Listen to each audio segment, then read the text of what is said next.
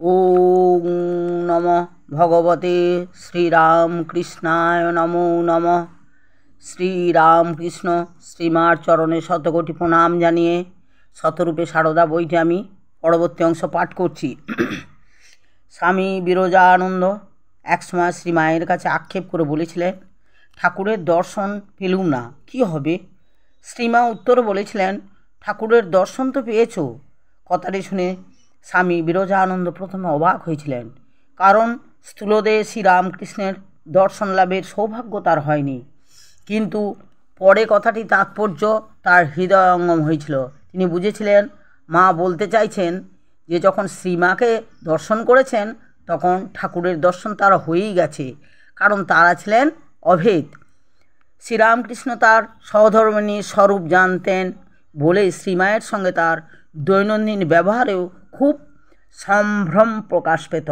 তার মনে কোনোভাবে বিন্দুমাত্র আঘাতও তিনি দিতে চাইতেন না। দক্ষিণেশ্বরে শ্রীরামকৃষ্ণের কাছে অনেক ফল মিষ্টি আসতো, আর শ্রীরামকৃষ্ণ ওই সব নহবতে শ্রীমায়ের কাছে পাঠিয়ে দিতেন।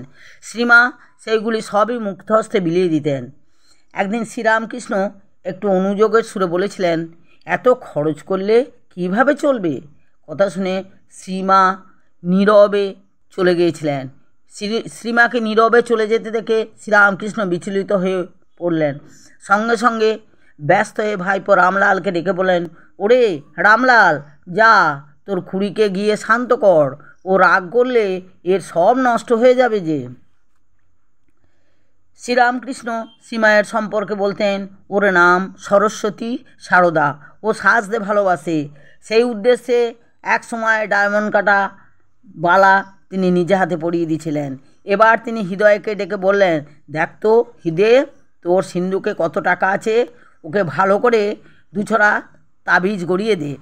এ সম্পর্কে সীমা মন্তব্য, তখন তার অসুখ, তবু আমায় 300 টাকা দিয়ে তাবিজ গড়িয়ে দেয়ালেন, যিনি নিজে টাকা কড়ি ছুঁতেই পারতেন না।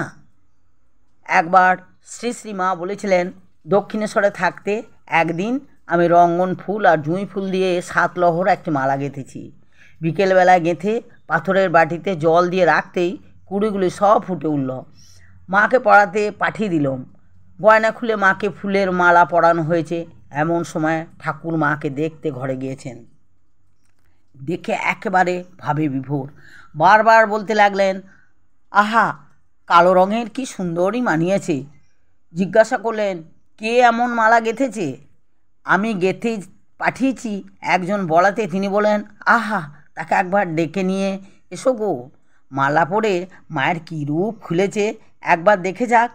বৃন্দে ঝি গিয়ে আমাকে ডেকে নিয়ে এলো।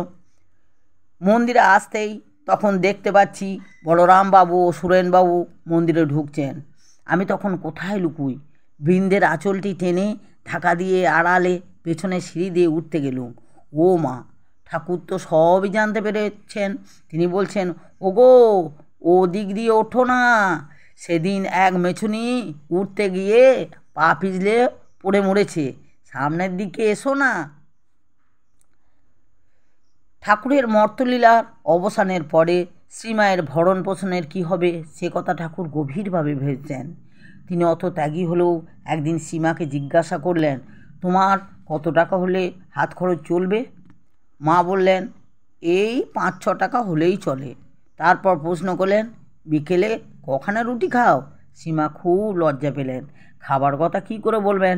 এদিকে শ্রীরামকৃষ্ণ বারবার প্রশ্ন করতে লাগলেন। তখন সীমা বাধ্য হয়ে উত্তর দিলেন, এই 5-6 খানা খায়। ঠাকুর খরচের পরিমাণ হিসাব করে বললেন, 500-600 টাকায় তোমার খুবই সুন্দরভাবে দিন চলে যাবে। পরের দিনে ওই টাকা বলরামের কাছে গচ্ছিত রাখলেন। পরে বলরাম ওই টাকা মাসে মাসে মাকে পাঠিয়ে দিতেন। শ্রীমা আরও বলেছেন, শ্রীরামকৃষ্ণ কোনোদিন তাকে তুই বলেননি। দক্ষিণেশ্বরে একদিন শ্রীরামকৃষ্ণের ঘরে তিনি খাবার নিয়ে গেছেন। শ্রীরামকৃষ্ণ তা খেয়াল করেননি। যথাস্থানে খাবার রেখে শ্রীমা চলে আসছেন। এমন সময় শ্রীরামকৃষ্ণ তার ভ্রাতুষ্পুত্রী লক্ষ্মী খাবার দিয়ে গেলেন মনে করে বললেন, দরজাটা ভেজিয়ে দিয়ে যাস। সীমা বললেন, আচ্ছা। শ্রীরামকৃষ্ণ মায়ের গলার স্বর শুনে চমকে উঠে বললেন, আহা তুমি, আমি ভেবেছিলাম লক্ষ্মী, কিছু মনে করো না। এমনভাবে বললেন যেন কত অপরাধই তিনি করে ফেলেছেন। শুধু যে শ্রীরামকৃষ্ণ নিজের সীমায়ের প্রতি সম্ভ্রম সৌজন্য প্রকাশের ব্যাপারে সদা সতর্ক ছিলেন তা নয়, অপরে যাতে তার আচরণের প্রতি কোনোভাবে অসম্মান অশ্রদ্ধা প্রদর্শন না করে সেদিকে তিনি সদা জাগ্রত থাকতেন। হৃদয় সেবা যত্ন করে রামকৃষ্ণকে সুস্থ করতেন। তাই হৃদয় অবশ্য মাঝে মধ্যেই হৃদয় রামকৃষ্ণের সঙ্গে খারাপ ব্যবহার করতেন।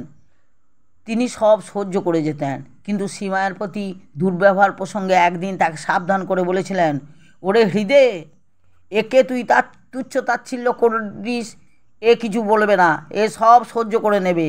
এর ভেতরে যে আছে সে ফোঁস করলে হয়তো কোনো সময় রক্ষা পেয়ে যাবি, কিন্তু ওর ভেতরে যে আছে সে ফোঁস করলে তোকে ব্রহ্মা বিষ্ণু মহেশ্বরও রক্ষা করতে পারবে না। মায়ের সম্বন্ধে ঠাকুরের এত শ্রদ্ধা, এত ভক্তি যেন স্বয়ং ভবতারিণী মায়ের সম্বন্ধেই যেন তিনি বলছেন।